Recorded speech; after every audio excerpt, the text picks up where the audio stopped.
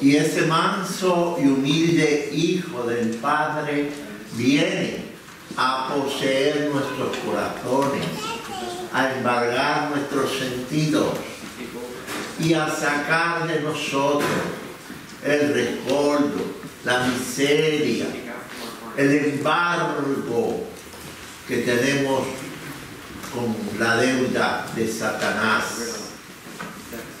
Y por eso es que viene a liberarnos. Por eso es rey. Y por eso le dice a Pilato: mi reino no es de este mundo.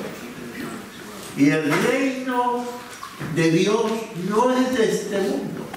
Este mundo es un mundo miserable, un mundo egoísta, un mundo mentiroso, un mundo engañador, donde principalmente habita, sí, un rey o un príncipe, pero de las tinieblas, de la oscuridad, del engaño, de la mentira, del embuste. Pero si nosotros nos consideramos esos católicos, cristianos, tenemos que decir las palabras de Jesús: mi reino no es de aquí.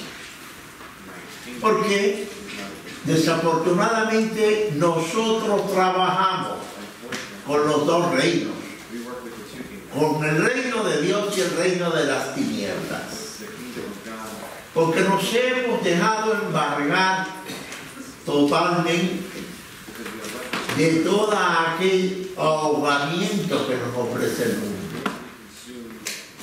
de toda la vanidad, del orgullo, de la soberbia, de la división, de todo esto. Y sabemos que el príncipe de este mundo vino única y exclusivamente a dividir, a matar, a robar, a destruir. Esa es la obra del príncipe de este mundo. Pero nosotros hemos preferido mantenernos en la fila de este mundo. Nosotros queremos participar de esto temporal que fenece, se termina, pero que después desconocemos los resultados de la vida eterna. Cuando ya nos hallamos frente al Rey, allá, y tengamos nosotros que dar cuenta de la justicia divina, porque tenemos que tener en cuenta que Dios sí es misericordioso, pero también es un Dios de justicia. Y la misericordia de Dios existe todos los tiempos, pero no como la interpretan algunos, como es la misericordia de Jesús. Esa es una falsa enseñanza.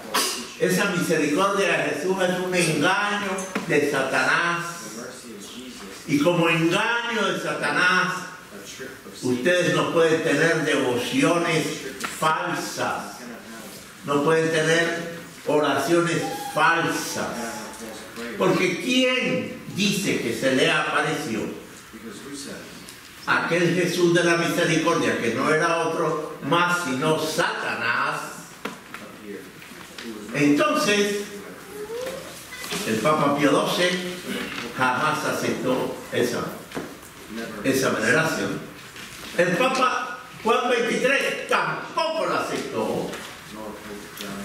Y hasta el Papa Pablo VI, que fue el que inició toda esta porquería de destrucción, tampoco la aceptó. Entonces, ¿por qué traer a colación a aquellas cosas que los verdaderos papas dijeron que no, porque no era de Dios? Porque el diablo siempre ha querido quitarle el trono a Dios. Siempre. Hace algunos años había una religiosa llamada María, muy buena persona, buena alma, pero engañada. Pertenecía a las concepcionistas. Ella le encantaba venir a la misa aquí, aunque era moderna. Ella. Pero le gustaba la misa. Y un buen día, la buena mujer nos trajo una figura de Jesús de la Misericordia. Como es un tamaño demasiadamente grande, lo mandé a esconder por ahí atrás. Y el análisis completo de esa imagen es diabólica. Y ahora se la voy a mostrar porque todavía la conservo. Pero la conservo como un testimonio. Y ustedes no van a ver a Jesús ahí. Van a ver al mismísimo Satanás en forma de Jesús. ¿Por qué? Porque Él sí es rey de este mundo. Él sí quiere de verdad sacar al verdadero y auténtico Rey, que es Jesucristo nuestro Señor, que se crucificó, que dio su sangre benditísima, se inmoló por todos nosotros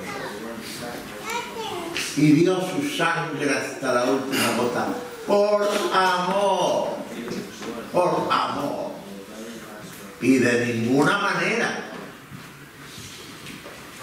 puede venir una misericordia de Dios sin arrepentimiento, sin perdón. No puede haber una misericordia así. Y esta monja desafortunada, que desafortunadamente Juan Pablo II la canonizó, conociendo la historia negativa de aquella monja, que era una mujer soberbia, una mujer inconada de soberbia, porque se quería hacer pasar mayormente que María. Quería ser mayor que María. Eso jamás podrá hacer ninguna mujer mortal y con pecado original. Puede decir que Jesús le dijo: mi perla preciosa, la más amada de todas las mujeres. Mentira. Entonces, el demonio utiliza a los mensos y a las mensas, a los bobos y a las idiotas, a aparecerse como Jesús. Eso no tiene nada que ver. Él se puede aparecer como Jesús, como María. Por eso la iglesia es celosa en investigar por muchos años una aparición. Yo no sé qué le pasó a Juan Pablo II, si era porque era paisana de él, no entiendo. Pero eso ya estaba denegado por los papas. Y así fue. Ya. La santificó. No puedo decir de dónde está. Pero una mujer o un hombre que se gloríe tanto y que quiera superarse más que a María, eso no tiene ninguna oportunidad de decir que es más que María. María es la santa, la purísima, la castísima. María es la que nació como única mujer sin pecado original. No Jatión, la monja. No. Ustedes no crean en esas aberraciones o en esas cosas que desafortunadamente el modernismo la metió como un culto divino. No es un culto, es un culto a Satanás. Y Satanás se mete por cualquiera de estos medios o avisos. Cuando una persona mandó a pintar Jesús de la misericordia, que es ese que está allí. Yo busqué de que me le pusieran el corazón. ¿Por qué? Porque sí será el corazón de Jesús por encima de todas las cosas. Pero el corazón de Jesús será con justicia. El corazón de Jesús te amará y da tu corazón. No te da luces de que si eres un sinvergüenza te salvas. De que tú eres lo que eres, te salvas. No te salvas. Por eso esa misericordia de Jesús es nula. La iglesia, la tradición no la acepta. Porque Pío XII no la aceptó. Juan XXIII no la aceptó. Y menos el novedoso Pablo VI. Entonces, ¿cómo hoy día estas personas sin un sentido teológico profundo, cuando se tienen que estudiar las virtudes, cuando se tiene que estudiar fundamentalmente la historia de cada santo, y por eso se demoran años y siglos investigando para saber si es evidente que es un santo o no? Desde los primeros textos que esta mujer sacó, por allá en 1937 años, ya los papas la rechazaron, porque tenía una soberbia inoculada en sí, aquella monja, que ella se creía más que la Virgen María. Esto es imposible. Entonces, no debemos reinar a Satanás dentro de la iglesia con cosas engañosas. Por eso la palabra de Dios nos invita cómo entrar verdaderamente en el pretorio. ¿En cuál pretorio? En el pretorio de Pilato. Jesús entró al pretorio de Pilato.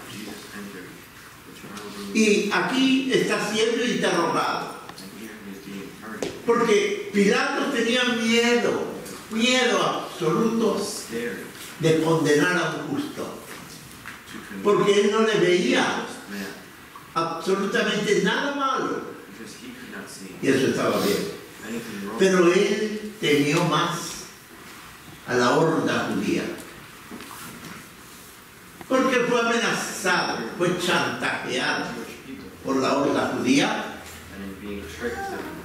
que si no condenaba a Jesús, entonces ellos se quejarían con el César.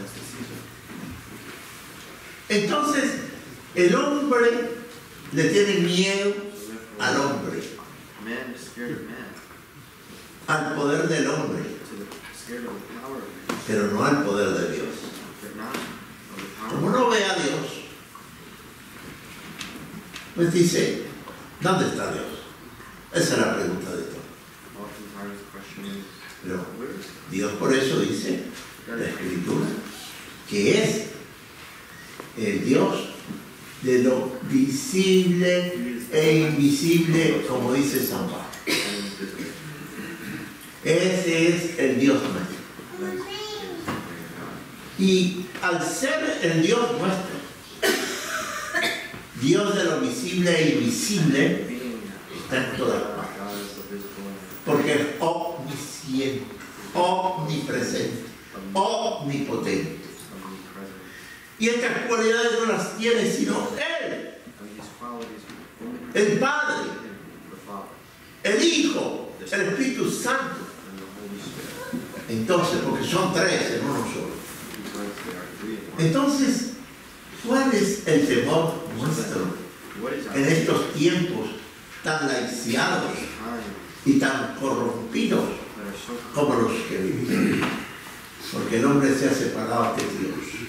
El hombre no ha querido conocer el santo temor a Dios. Entonces, vemos a Jesús en el pretorio.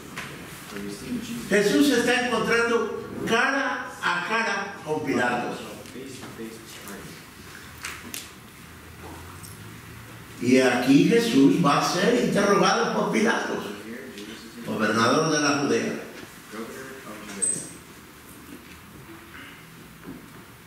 Y Jesús comienza a hablarle a él,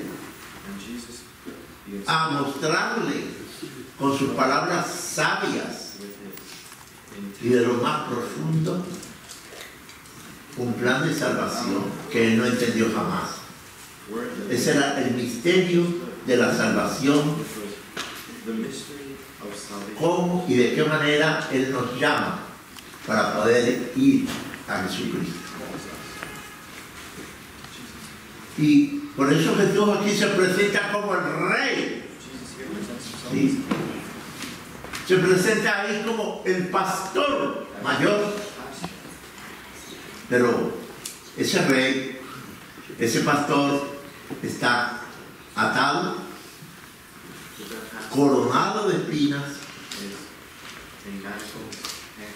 con más de 5.700 heridas en su cuerpo, como la revelación que hizo a Santa María Alacoque. Entonces, es un rey azotado, un rey coronado, sí, de espinas. Esto es lo que el mundo en sí quiere ver a Jesús. Cuando él lo saca porque tenía temor de asesinar a este hombre. Y el gobernador pensaba que mostrándolo así ya bastaba y podría soltarlo. Pero no. El pueblo estaba envilecido por los espíritus del mal. Son los demonios que los inspiran al odio, al rencor, al crimen. Todos están poseídos. Y ahí lo vemos. Justamente dice, este es el hombre, ese homo, este es el hombre. Y todos vociferaron. Y como dice Pilato, ahí te lo entrego, yo ya no voy a meterme más. ¿No? Porque Pilato estaba haciendo relato internamente. Más aún con el sueño de la esposa de él, tuvo más miedo. Pero ese miedo que se tiene hacia los hombres, ese miedo que se tiene ante las entidades, ese miedo, hay que tenerle miedo, porque ese nos doblega ante el hombre. Y no podemos doblegarnos ante el hombre, sino delante de Dios. Delante de Dios toda rodilla se dobla, cielo, tierra y infierno. Entonces, esto es la característica fundamental de una fe cristiana. Pero va presentando a lección. Jesús había sido interrogado toda una noche, lleno de golpes, de salivazos, de bofetadas, en fin, arrancadas de cabello.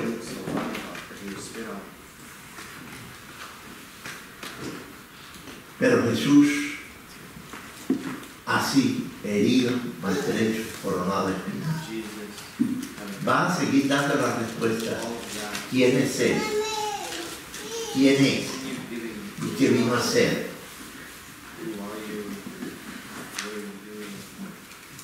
¿Tú eres rey?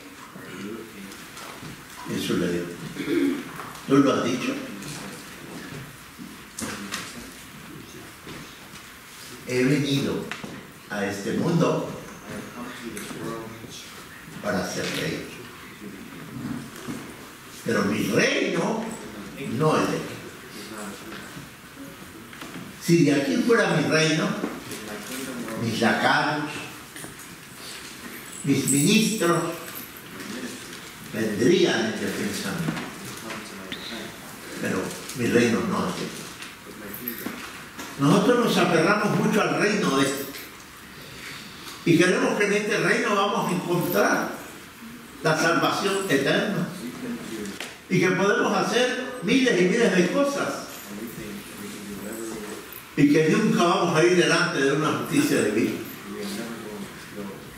Eso es lo que imaginamos. Porque todo aquel incrédulo dice, ¿cuándo regresaron los que murieron? ¿Cuándo?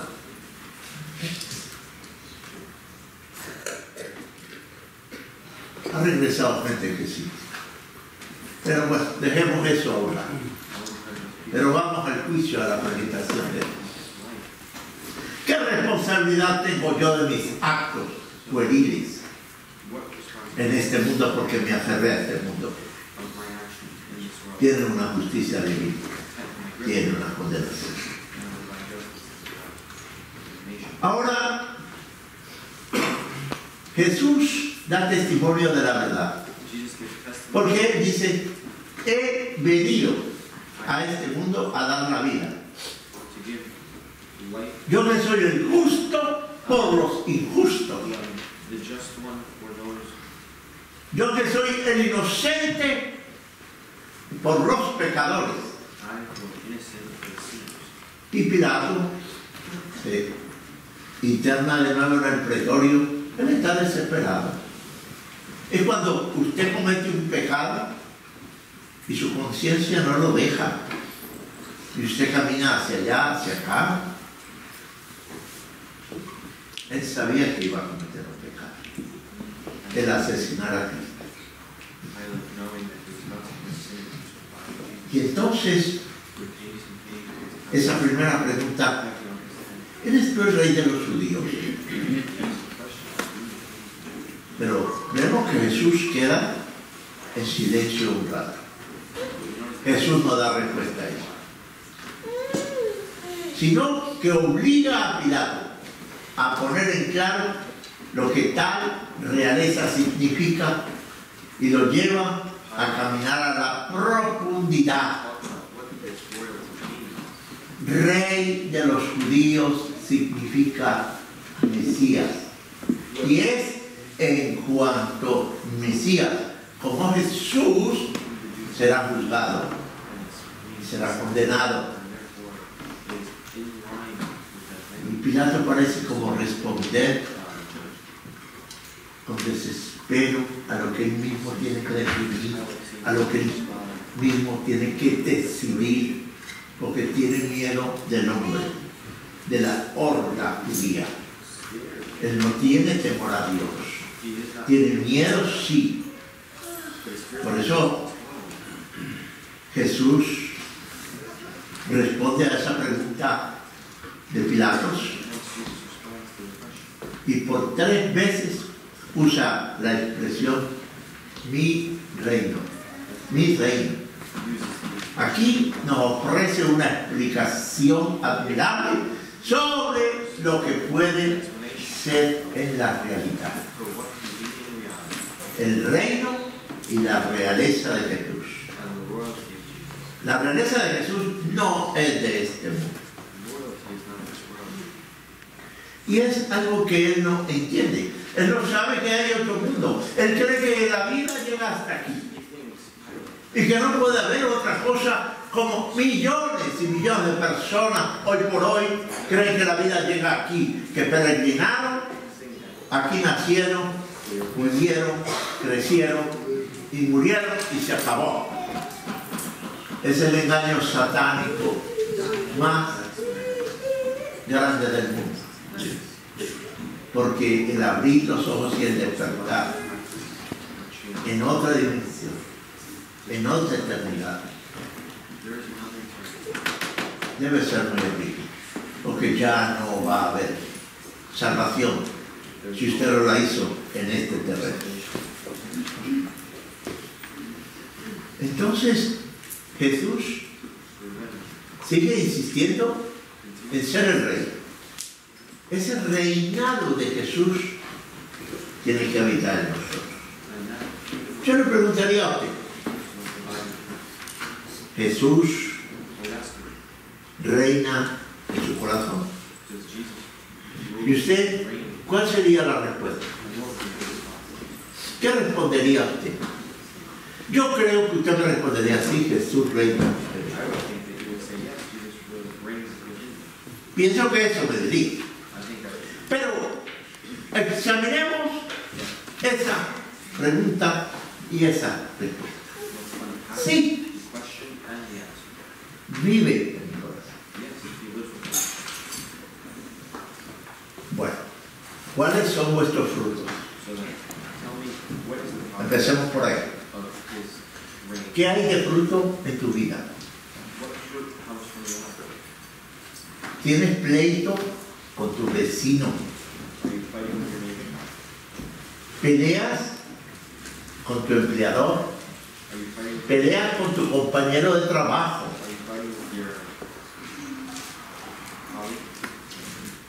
Cuando vas guiando un vehículo, maldices, proliferas palabras soeces, te llenas de ira y de coraje ante cualquier mínimo obstáculo que encuentras en la vida, que todos los días lo encontramos. Si son los hijos con los padres, responden con 4 piedras, o viceversa, si son los padres con los hijos, también responden con 4 piedras. Nada más en este menester. Amén. Lo demás que vaya. Entonces, si esos son sus actos, si usted actúa de esta manera, puede tener a Jesús Rey en su corazón. ¿Lo puede tener? No lo puede tener. Es imposible que usted tenga a Jesús allí. No puede. Usted tiene venganzas. Usted tiene celos. Usted tiene ira. Usted tiene egoísmo. Usted tiene mentira. Entonces ahí se pregunta: ¿vive Jesús el Rey en mí? Inmediatamente yo diría: no, no vive, ¿no? Porque mis frutos no son los que darían la tierra del rey. Entonces por ende no lo tengo. Entonces, ¿qué tengo que hacer? Una reflexión. Tengo que postrarme de rodillas en mi habitación, a donde quiera, donde yo esté en plena soledad, y hablar con Jesús. Y decirle a Jesús esto, lo otro. Eso he sido yo. Pero yo quiero cambiar. Porque yo quiero tu reino. Yo quiero que tú reines en mí. Entonces, usted se va y busca al sacerdote. Habla con él y se confiesa. Y hay que hacer como la mamá. La mamá tenía lepra, lleno de lepra. Pero él quería ir a buscar a Elías para que Elías lo sanara al profeta. Y cuando llegó de Elías, ¿qué le dijo Elías? ¿Ves? Y métete 7 veces ahí en el Jordán. Pero ¿cómo voy a hacer un viaje yo tan grande? Yo que soy un ministro grande, maravilloso, con mucho dinero, mucho real. Oye, cuando vengo a que tú personalmente inmediatamente me sanes. Como la gloria es de Dios, Elías no podía llevarse la gloria, porque inmediatamente se le diría, fue Elías que me sanó. No, tenía que ser el poder del reinado de Dios. No le dijo, ve y te metes 7 veces. Le digo, pero es que en mi región, le dijo Elías, hay muchos ríos. Para eso me meto en uno de ellos. Y el profeta le dijo, ve ahí, ahí. Zambúllete 7 veces. Eso es todo. Ve. La mano no quería, sino que su sirviente le dijeron, bueno, ¿por qué no le obedece al profeta y se mete? ¿Qué tiene que ver? De repente puede pasar. Dijo, bueno, ya por no perder el viaje. ¡Pum! Y zambulló 7 veces. Y en la 7ª salió limpio, con piel de niño. Es la gloria del rey, no es la gloria del hombre. Y esto es lo que nos pasa a nosotros. Estamos llenos de esta ley, llenos de toda esa mezcolancia de pecados que tenemos, pero no queremos que el Rey de Reyes habite en nosotros. No queremos. No digo que todos somos un dechado de perfecciones. No lo somos hombres pecadores.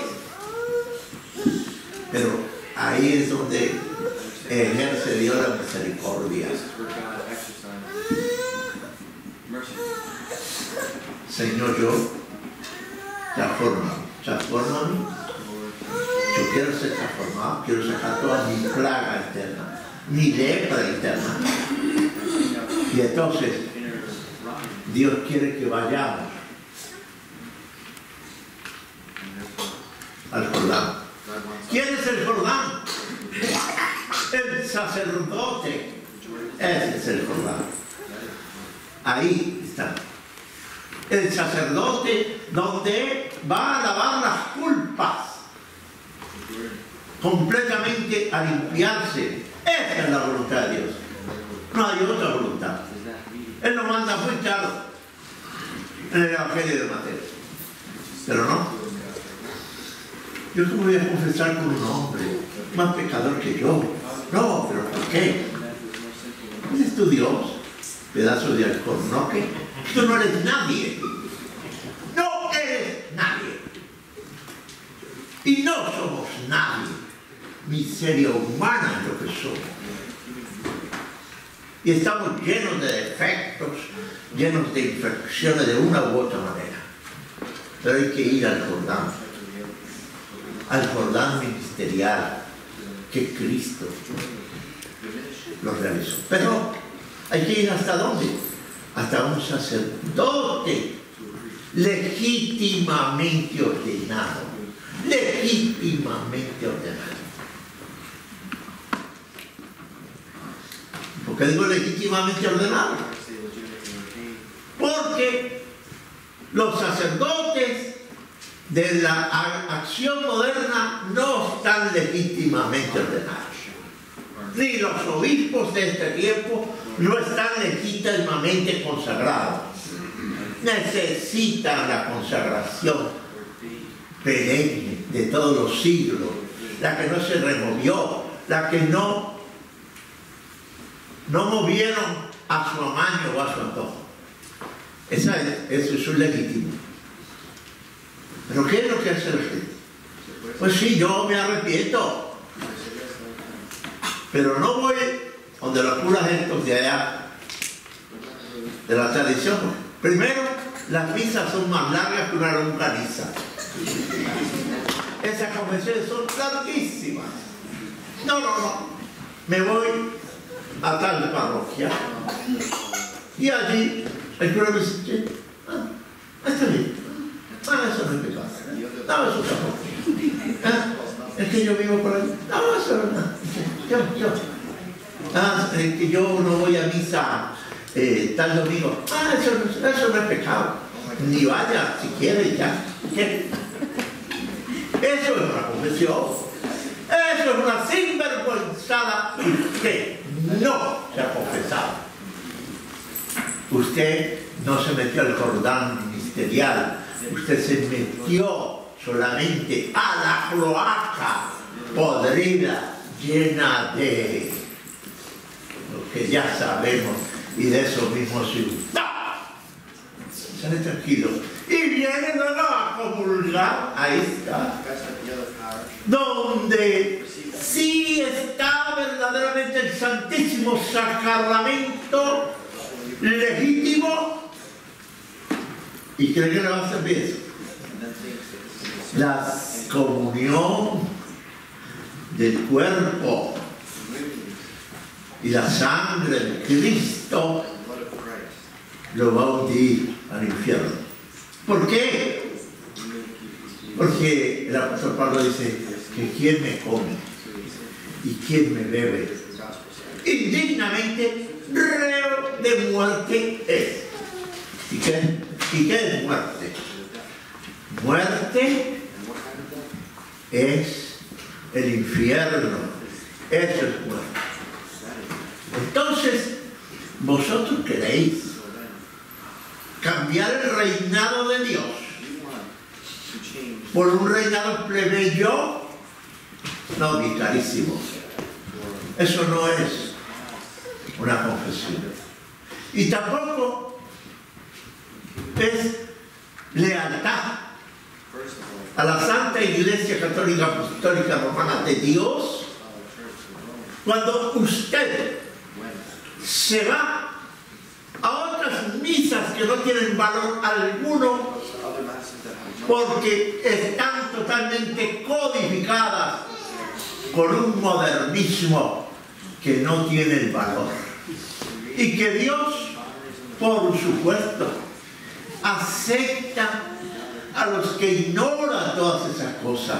Dios no los va a condenar porque ellos van piamente, honestamente a una iglesia de esas.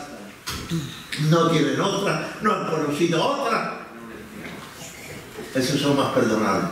Pero cuando usted conoce la luz, cuando Dios le muestra su camino, y ese camino es la cruz, y usted no lo sigue, usted no puede participar del reinado de Cristo. Eso está tan claro como el agua.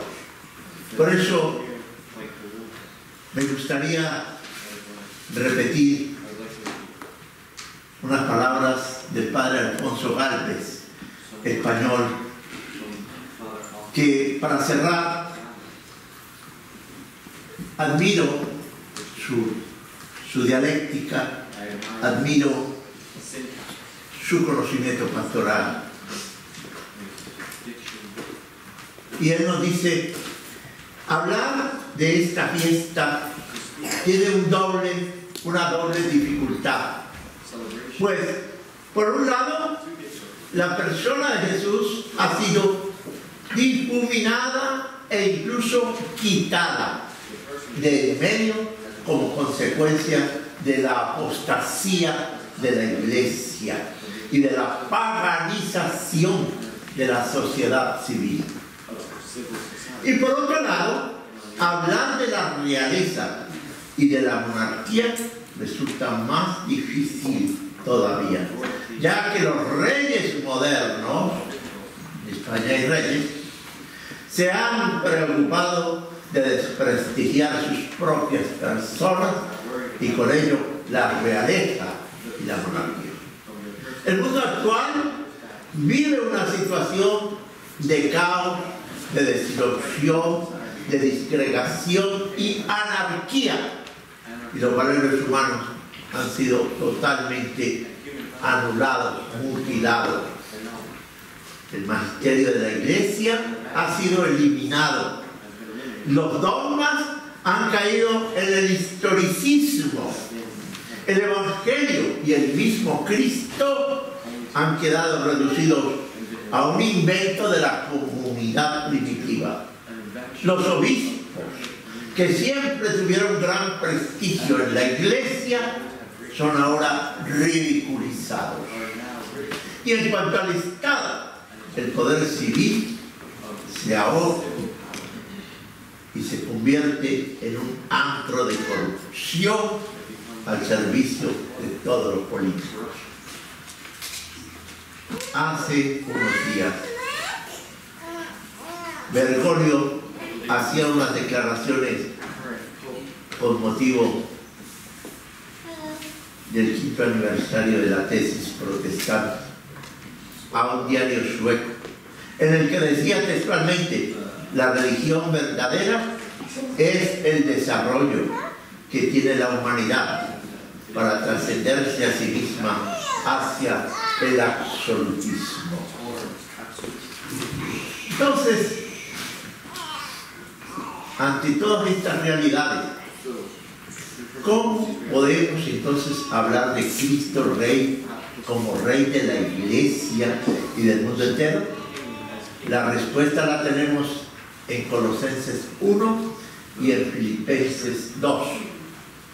La sociedad civil y la Iglesia podrán continuar por sus caminos, pero frente a eso, Cristo seguirá siendo el Rey del universo y al final de los tiempos vendrá a juzgar a vivos y a muertos. Aclarado esto, hemos de decir también que en la Escritura hay algunas frases que parecen contradictorias con lo aquí dicho. Pues el mismo Jesucristo dice: mi reino no es de este mundo. Y en otro lugar también dice que el reino de Dios no viene con espectáculo. Y también el reino de Dios está ya en medio de nosotros. Ahí es donde reside ahora el reino de Dios, dentro de cada uno de los fieles a Cristo y a su mensaje. Son esos pocos cristianos que quedan fieles a Cristo en medio de la persecución y de los peligros. La auténtica iglesia reside en las catacumbas. El mismo Señor también nos dijo: ya no os llamaré siervos, sino amigos. Mi Rey y mi Señor es ahora también mi amigo. Y además es un amigo que intercambia su vida con nosotros. Quien beba mi sangre vivirá en mí y yo en él. En el Cantar de los Cantares, la figura del Rey aparece también como esposo, el cual se dirige al hombre y mantiene con él un diálogo amoroso. Vivimos pues en medio de un mundo que está sufriendo una gran confusión, una gran apostasía, pero el amor de Cristo no ha cesado todavía. Existen almas enamoradas de Dios. Es en ellos donde se hace la verdad, la promesa de permanencia de Cristo en su iglesia hasta el final de los tiempos. Bravo por ese padre Alfonso Gálvez, porque en realidad esto es la disolución total de la iglesia en sus conceptos jerárquicos. Está disoluta. Solo tenemos que seguir la única verdad y la única fe que Cristo nos enseñó a través de su iglesia fundada, la Iglesia Católica. Ese universalismo que él fundó tiene que continuar, no importa que quede tan poquitos, pero que seamos verdaderamente leales, que podamos adorarle en espíritu y en verdad. Y invitarle al Señor a que hagamos el cambio, ese cambio que suscitamos, que necesitamos, que no seamos nosotros Pilatos desconociendo el reino de Dios. Pilato no lo conocía y seguía una vida. Los hombres en día, aunque se llamen católicos, siguen otra vida, pero no la de Cristo. Yo por ejemplo los invito a que Jesús sea el Rey en sus corazones. Vayan completamente al Jordán ministerial. Laven sus pecados. No los repitan. Porque con la fuerza de Dios es que nosotros no repetimos. Ahora, terminando, les voy a mostrar el cuadro diabólico que fue pintado directamente por esta monja diabólica que hoy día la llaman santa. De verdad pues que allí está para testimonio. Entonces, siempre lo hemos guardado ahí, porque es un testimonio que tenemos que conservar del diablo prefigurado en Cristo. ¿Se puede tener el cuadro? Ese es el real. El real que se le apareció a ella. Y ella misma lo dibujó, lo pintó. Jesús. Mira esa figura. Un Jesús comenzando. No tiene estigmas. No tiene, miren la cara, pero observenla bien, porque este es el original de esa pintura, de esa cosa que ella hizo. La monjita María, que no sé si está de casa o no, ella lo trajo con mucha devoción, porque lo había metido Juan Pablo II. Entonces, aquí observamos que esto nada representa a Jesucristo, ni como Rey, ni como Jesús. Entonces, estas cosas que hay que tenerlas como testimonio de la verdad. Jesús nos sacó de su corazón rayos para que todo el mundo se salvara sin arrepentimiento. Eso es falso, es mentira. Señores, el que quiere seguir en pos de mí, niéguese a sí mismo, tome su cruz y sígame. Eso es una cruz. Cuando nos quejamos de nuestras amarguras, de nuestras enfermedades, de nuestras luchas, de nuestras economías, démosle gracias a Dios para que nos dé la fortaleza. Él nos ayudará, no nos pone una carga más pesada que la que nos debe. Dios les bendiga.